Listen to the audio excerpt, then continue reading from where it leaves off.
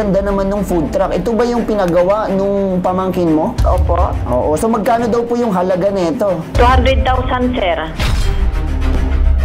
2022 pa ito, until now hindi pa rin po naibibigay. Ano daw po naging problema? Pag nakikiusap daw po siya, sir, pahintay lang kasi naghahabol lang ng order kasi meron pang parts na kulang.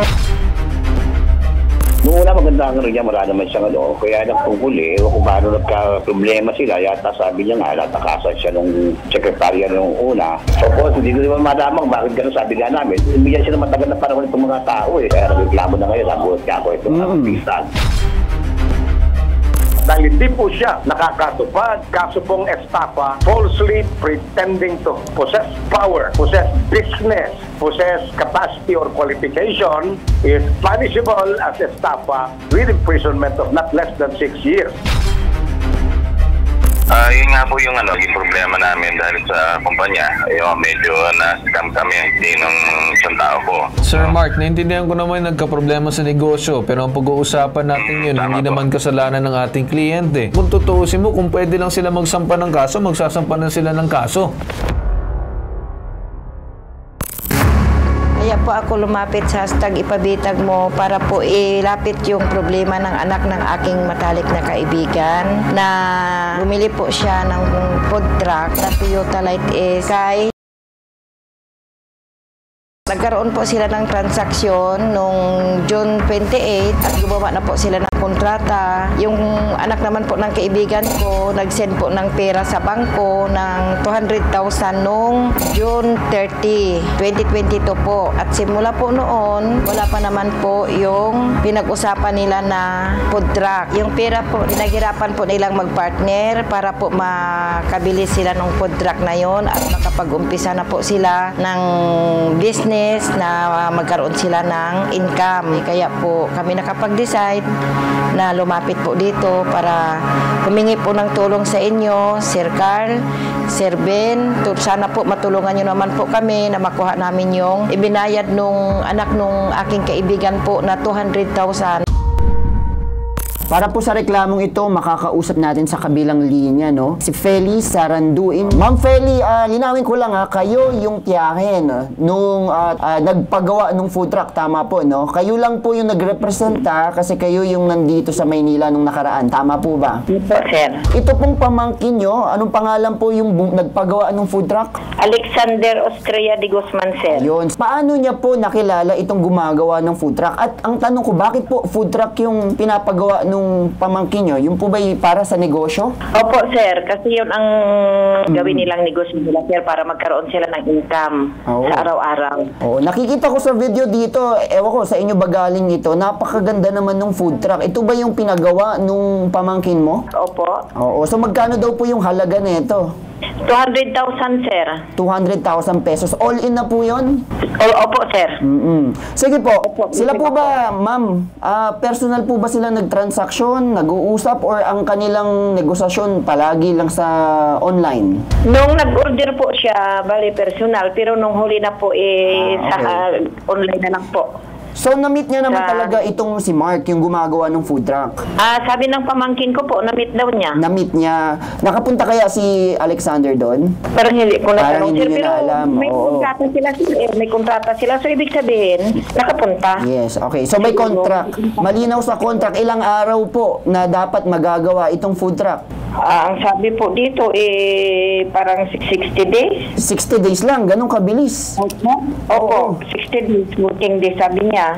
Oo, okay. So, ano nangyari pag ng 60 days? Wala naman pong dumating. Itong pagawaan umano, saan din po ba nakabase ito? Malabon, sir, Malabon. Sa Malabon. Oo, ano daw po naging problema, Madam Feli? Bakit po hindi nagawa within 60 days itong food truck? Kasi sa video, nakikita ko, parang tapos naman na. At ang ganda-ganda, pero bakit hindi na ibigay dito sa pamangkin ninyo? Pag nakikiusap daw po siya, sir, pahintay lang kasi naghahabol lang ng order, yun daw lagi niyang sinasabi. Pahintay na lang kasi kulang pa ng may pang parts na kulang.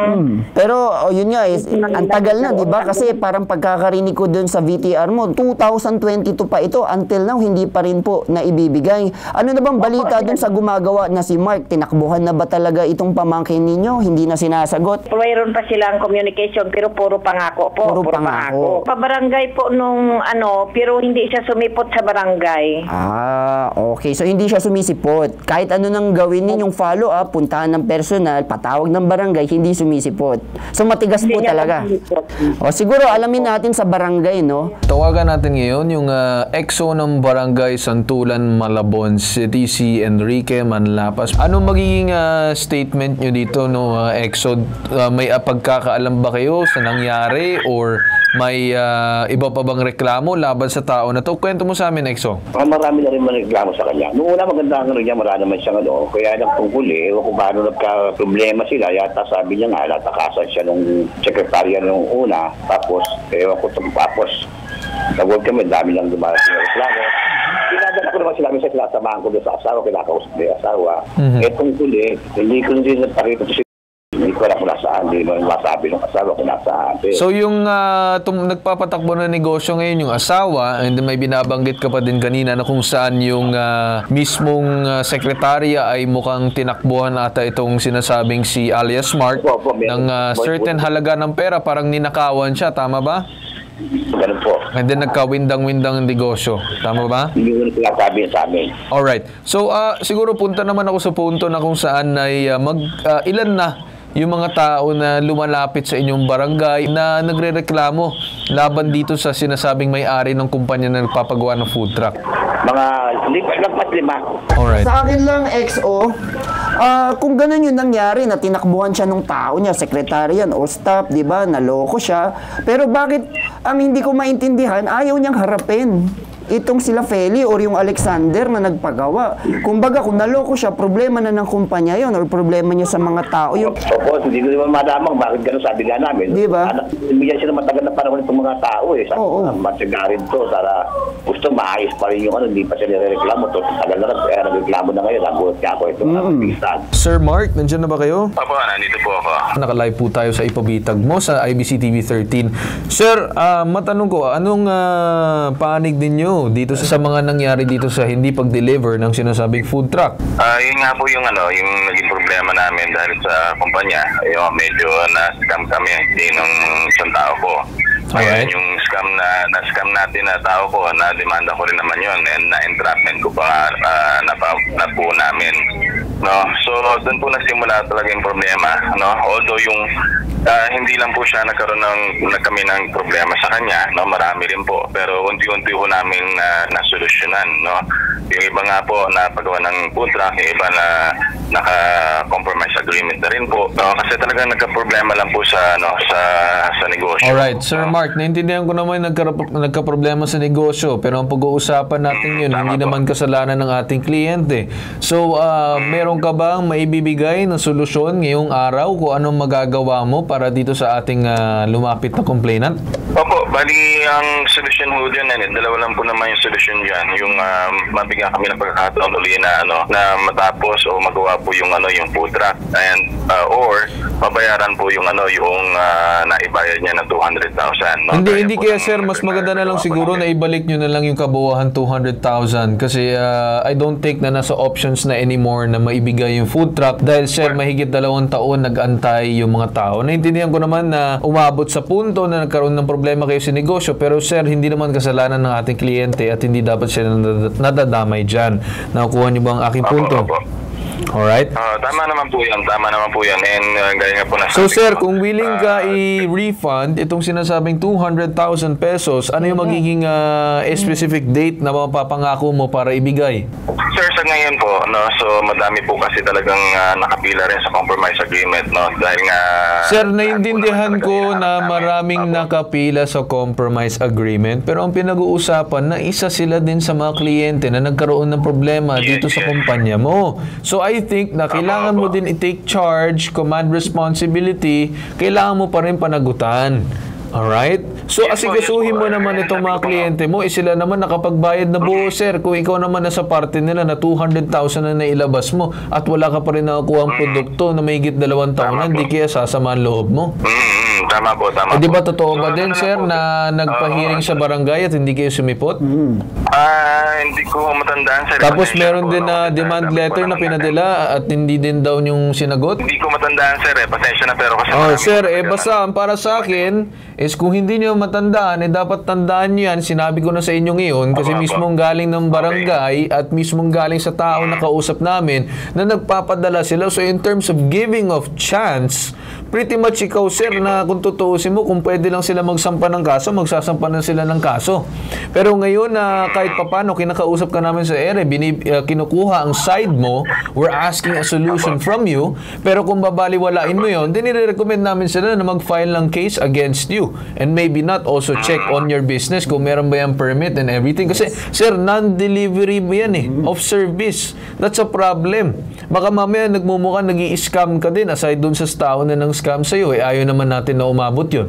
Tama po. Actually, sir, ang business po natin, mahigit po 80 na po nagawa natin po truck. So, hindi naman... Alright, madami na. So, ano magagawa mo para dito sa dati mong kliyente or kliyente mo na hindi mo pa rin nagagawa ng paraan? Schedule na lang po namin na kasi may hindi lang po ako na Hindi, kailangan ko, sir, ng specific date. Ngayon na, I need a specific date habang nandito pa tayo nag-uusap. At least 2 months po. At least 2 months po. 2 months para gawin yung food truck or ibalik na yung 200,000? Maibalik po yung 200,000. 2 years na sila, sir, nag-aantay. 60 days lang ang 2 years, sir.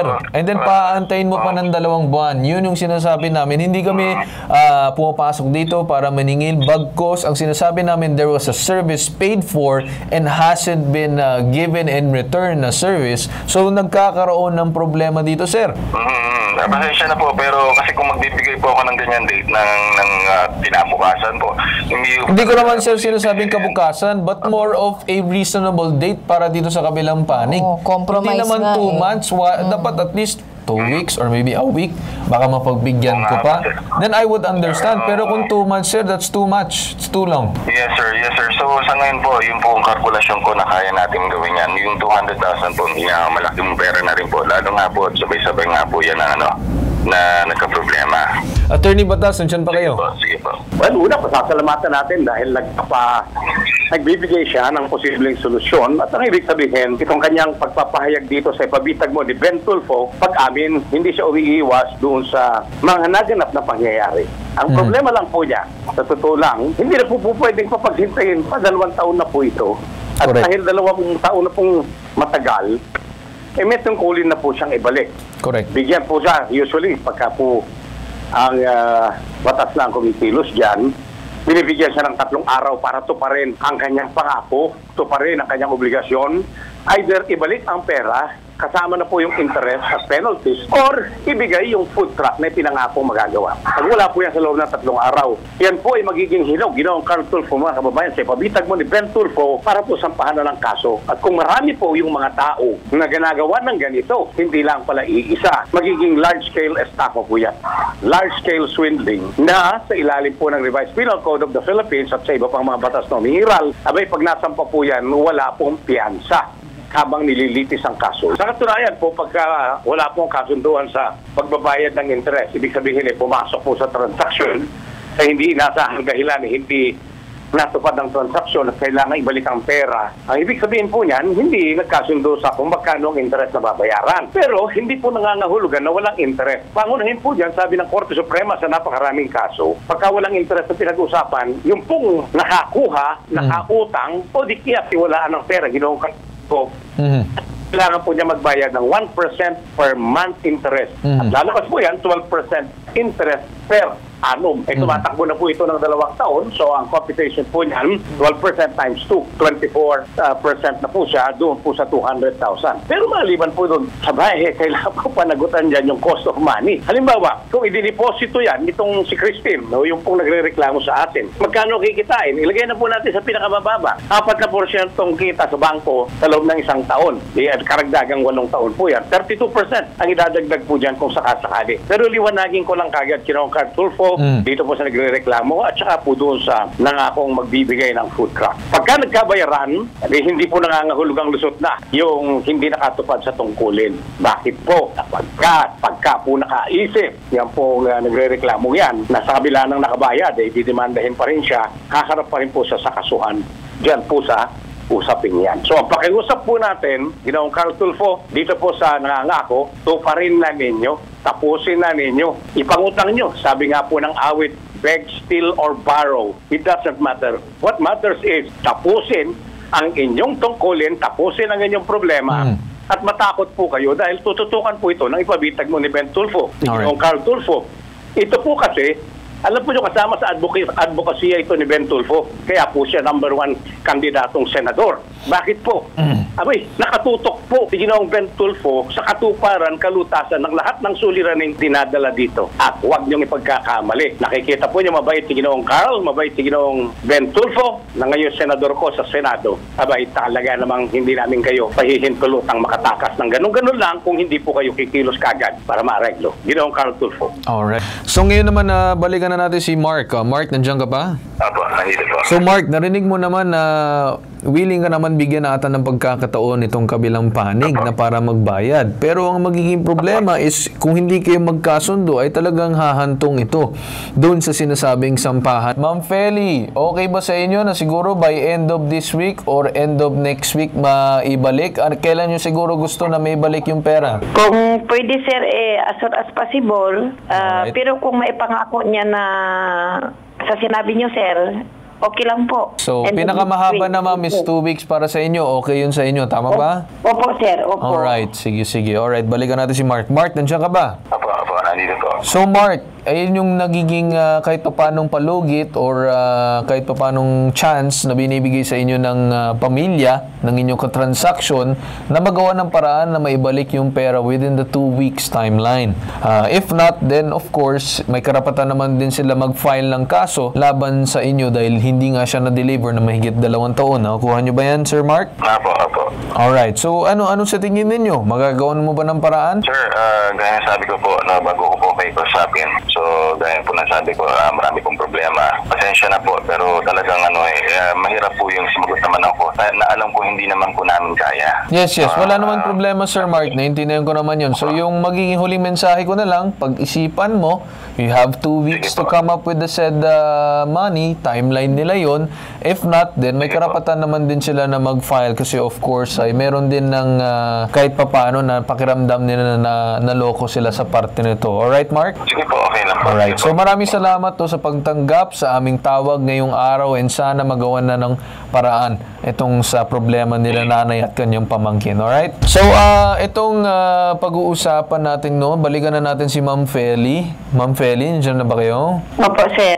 So ma'am, ginawa na namin ng paraan kahit paano na makiusap, but of course, if hindi magawa ng nila Sir Mark, yung sinasabi nilang panig na 2 weeks na maibigay, kung sakaling hindi nila magawa ng paraan, then we will be willingly to assist you dun sa sinasabing CIDG para diretsuhan na ma-file ng case itong si Sir Mark. Alright? Opo, sir. Kung ako din ma'am, may siguro if ever hindi man magbayad itong sinasabing Mark na to, I would advise also as well na baka mag-file din kayo ng complaint laban sa kanilang negosyo at hindi lang sa kanya personally.